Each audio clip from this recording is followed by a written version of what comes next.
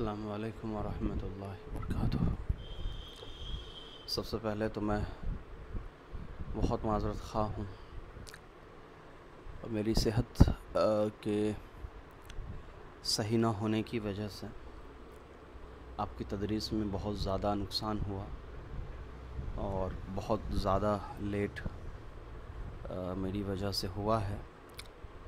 انشاءاللہ ابھی سے میری یہ کوشش رہے گی کہ کم سے کم ایک صفحہ ہی ضرور، لیکن میں ڈیلی آپ کو پڑھا پاؤں۔ ابھی کچھ دنوں سے میں بہت زیادہ بیمار ہوں اور یہ بیماری بہت زیادہ بڑھتی جا رہی ہے، جس وجہ سے مجھے بولنے میں، دیکھنے میں اور بیٹھ کر کے یا کوئی کام کرنے میں بہت زیادہ دشواری کا سامنا کرنا پڑ رہا ہے۔ اس لیے میں آپ سے بہت زیادہ تہ دل سے معافی مانگتا ہوں، لیکن انشاءاللہ آپ سے کوشش رہے گی کہ کسی طریقے سے آپ کو ڈیلی ایک صفحہ ہی ضرور میں پڑھا دیا کروں، اور اسی کی شروعات میں کر رہا ہوں ابھی سے۔ پچھلے اسباق میں ہم لوگوں نے تنوین کی جو 4 قسمیں تھی اس کے بارے میں ہم نے پڑھ لیا تھا۔ آج تنوین کی جو 5ویں قسم ہے، جس کا نام ہے تنوین الترنم، تنوین ترنم، اس کے بارے میں ہم پڑھنے والے ہیں۔ دیکھیے، جیسا کہ یہ تنوین نام سے ہی واضح ہے کہ اس تنوین کا زیادہ تر تعلق انسان کے بول چال سے ہوتا ہے۔ ترنم کہا جاتا ہے ردم کو، ٹون کو، کہ جس کو قافیہ بندی بھی ہم کہتے ہیں، کہ جو بات جہاں پہلے یعنی کہ مان لیے کسی آدمی نے 3-4 جملے بولے اور 3-4 جملوں کے آخر میں اس نے ایک ایسا الفاظ استعمال کیا کہ ان چاروں جملوں کا اختتام جو ہے، اس کا جو خاتمہ ہے، اینڈ ہے، وہ بالکل ایک ہی انداز اور ایک ہی ٹون میں اور ایک ہی لہجے میں ہو، اس کو کہا جاتا ہے ترنم۔ گیت جنرلی اس کو ترجمہ کیا جاتا ہے ترانہ، جس کو ہم کہتے ہیں گیت۔ گیت یعنی کہ گانے، تو گانا کی وہ حیثیت نہیں جو ہم اور آپ ابھی کے زمانے میں سمجھ رہے ہیں۔ گیت اصل میں کہا جاتا ہے ایسے بول کو، ایسے الفاظ کو جس کے اندر برابری ہوتی ہے۔ تو تنوین الترنم کہا جاتا ہے ایسے تنوین کہ قافیوں کے، اشعار کے آخر میں لایا جاتا ہے، صرف ان 2 جملوں کو آپس میں بولنے میں برابر کرنے کے لیے۔ اور ایسا کیوں کیا جاتا ہے؟ تاکہ بولنے والے کو، پڑھنے والے کو ایک مٹھاس اور محبت پیدا ہو سکے اس کو پڑھنے سے۔ دیکھیے، وَهُوَ الَّذِي يَلْحَقُ الْقَوَافِيُ الْمُطْلَقَةَ بِحَرْفِ عِلَّةٍ۔ تنوین ترنم وہ تنوین ہوتا ہے جو قافیہ مطلق کے ساتھ جڑا ہوتا ہے کسی حرف علت کے ذریعے سے، کہ قولہ، جیسے کہ قول، شعر ہے، اقل اللوم آزل وطابا وقول ان عصبتی لقد اصابا، یا وقولی ان عصبت لقد اصابا، یہ پڑھ لیجیے، وقولی ان عصبت لقد اصابا۔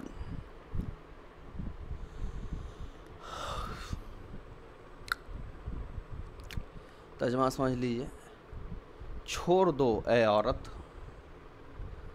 اے ملامت کرنے والی عورت، چھوڑ دو ملامت کو اور عتاب کو، اور تم کہو اگر میں نے کچھ صحیح کام کیا ہے تو تم کہو کہ میں نے صحیح کام کیا ہے۔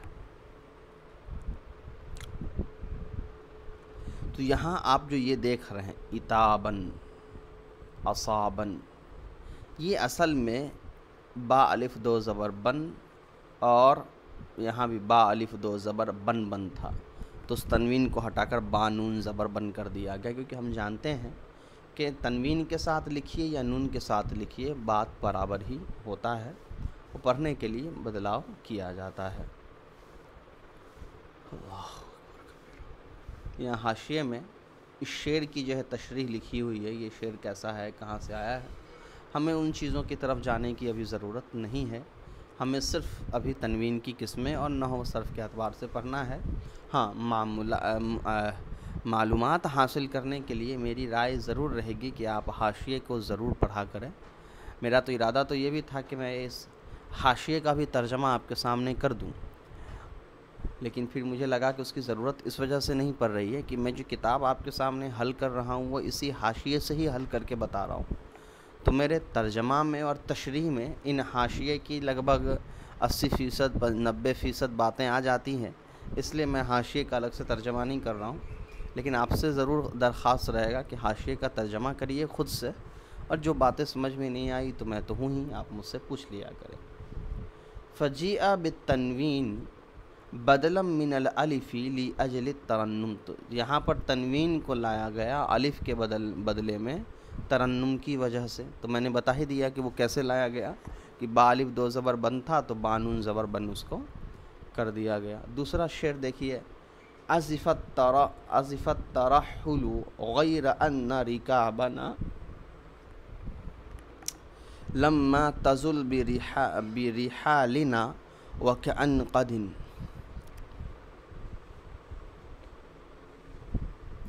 تو یہاں بھی جو قدن ہے وہ وہی تنوین ترنم ہے۔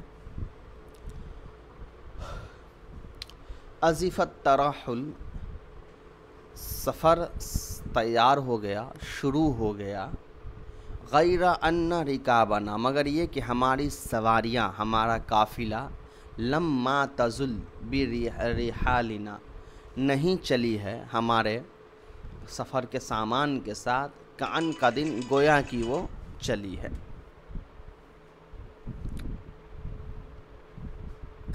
چلیے آگے۔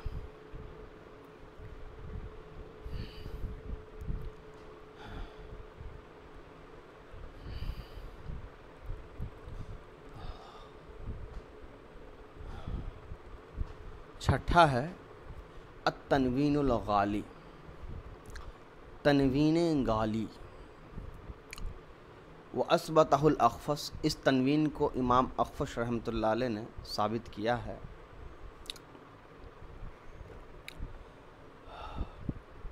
وَهُوَ الَّذِي يَلْحَقُ الْقَوَائِفُ الْمُقَيَّدَةَ، یہ قوافی مقیدہ کے اندر شامل ہوتا ہے۔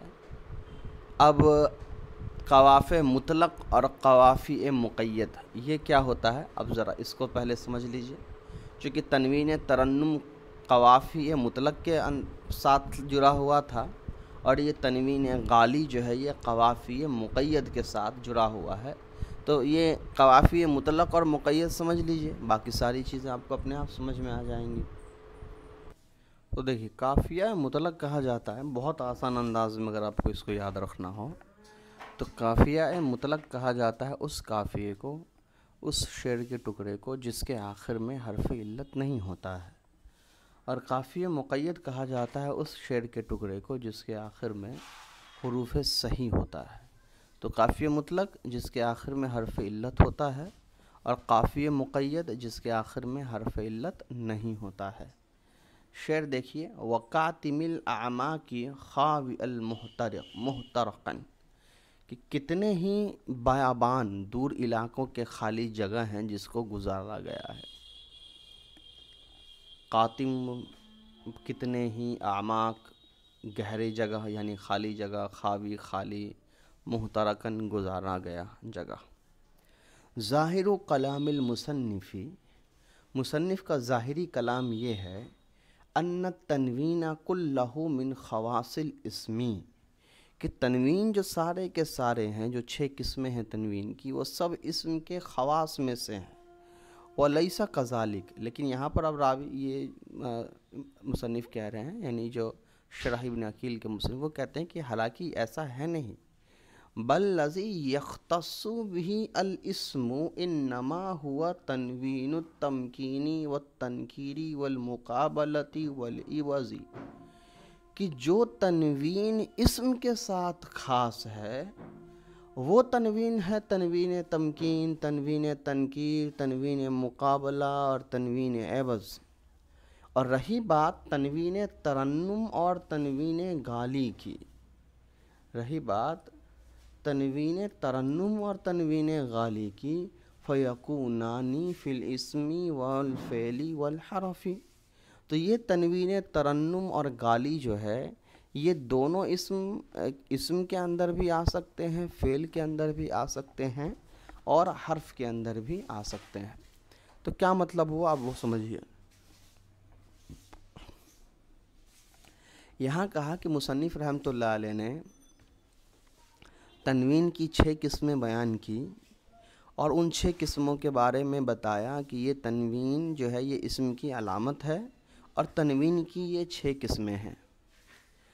لیکن یہ مصنف رحمۃ اللہ علیہ شرح ابن عقیل کے مصنف رحمۃ اللہ علیہ کہتے ہیں کہ مصنف کی مراد کچھ اور ہے. ظاہری کلام تو یہی ہے کہ یہ تنوین اسم کی قسمیں ہیں، لیکن یہاں ایک بات یہ سمجھنی ضروری ہے کہ اس کے یہ ضرور ہے کہ جس لفظ پر بھی تنوین ہوگا وہ اسم ہے، لیکن تنوین غالی اور تنوین ترنم یہ جو 2 تنوین ہے یہ صرف اسم پر نہیں آتا ہے بلکہ یہ فعل پر بھی آ سکتا ہے اور حرف پہ بھی آ سکتا ہے. اس کی وجہ ہم آلریڈی جانتے ہیں. اس کی وجہ ہے کہ یہ دونوں تنوین جو ہے یہ شعر اور قافیہ بندی کے لیے استعمال ہوتا ہے.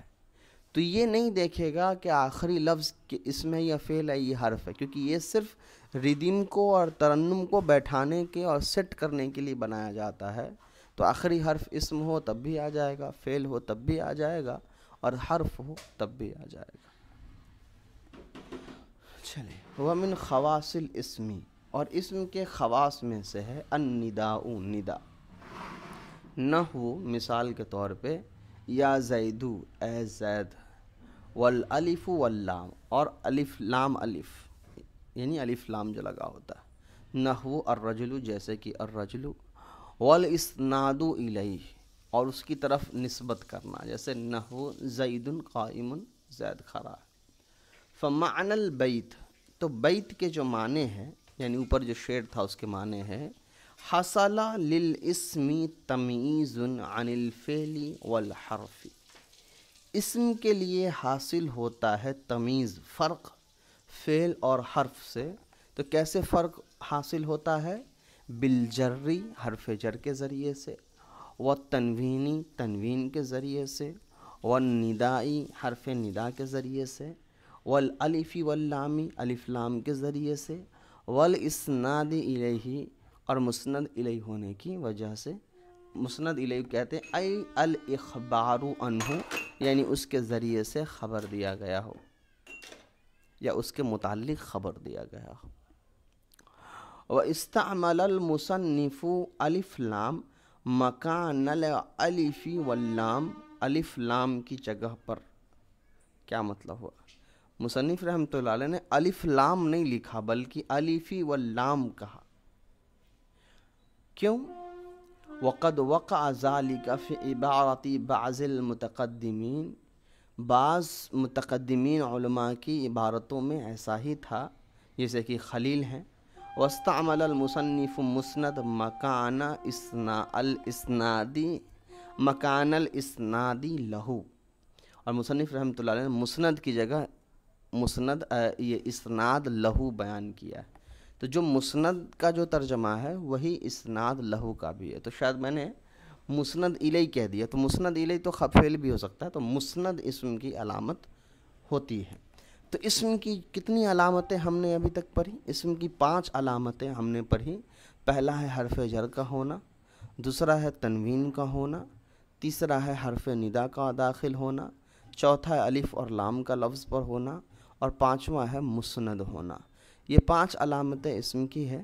اس میں سے ہم نے تنوین کے بارے میں پڑھا کہ تنوین کی 6 قسمیں ہیں. تنوین کی ایک تنوین تنکیر ہے، ایک تنوین تمکین ہے، ایک تنوین مقابلہ ہے، ایک تنوین عوض ہے، ایک تنوین ترنم ہے، ایک تنوین غالی ہے.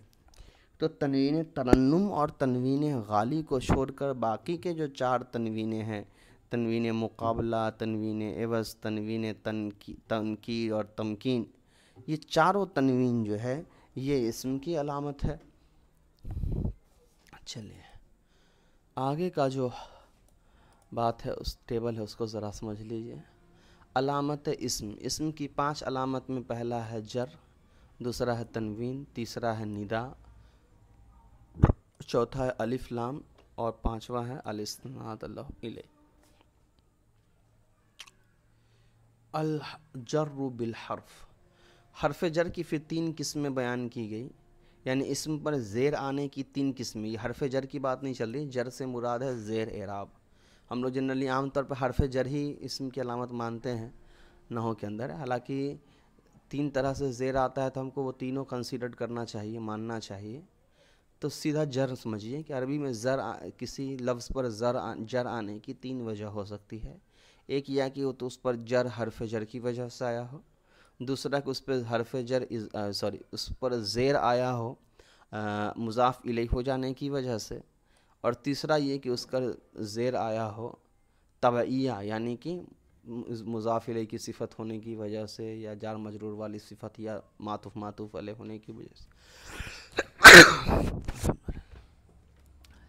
میری صحت صحیح نہیں ہے، اس لیے تھوڑا سا اگر بات کرنے میں اونچ نیچ ہو جائے اور کچھ باتیں الٹا اگر ہو جائے تو اس کو تھوڑا سا مینیج کر لیجئے گا، بہت مشکل سے میں ریکارڈ کر پا رہا ہوں۔